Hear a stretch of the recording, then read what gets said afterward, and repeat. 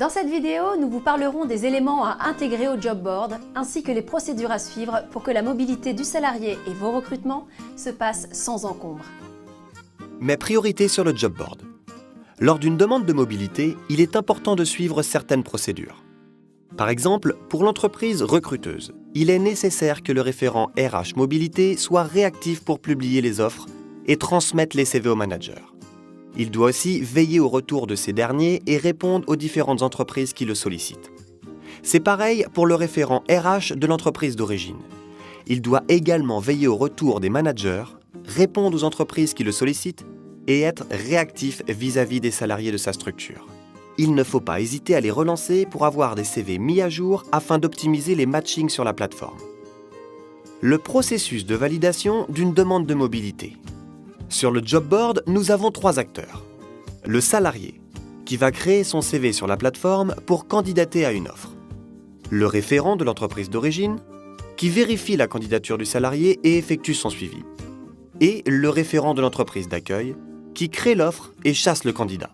Le processus de mobilité s'effectue différemment en fonction des initiatives de chacun. Par exemple, lorsque la mobilité est à l'initiative du salarié. Le salarié va créer son CV en ligne, puis va candidater à une offre du job board. Le référent de l'entreprise d'accueil, celui qui recrute et qui crée l'offre, va rentrer en contact avec le référent de l'entreprise d'origine du salarié. Et le référent de l'entreprise d'origine suivra et validera cette mobilité.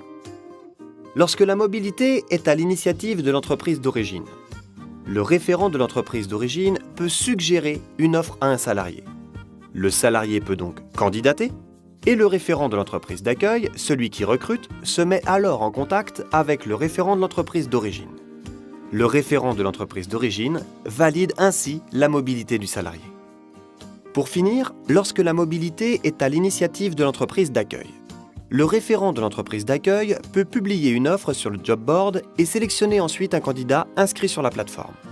Le candidat pourra lui de son côté accepter cette proposition et ainsi la phase de recrutement pourra débuter. Le référent de l'entreprise d'accueil se mettra alors en contact avec le référent de l'entreprise d'origine qui, lui, pourra valider la mobilité de ce salarié. En résumé, quel que soit le processus de mobilité enclenché, soyez conscient que votre rôle de référent RH est primordial dans la transmission des informations pour garantir le succès de la mobilité.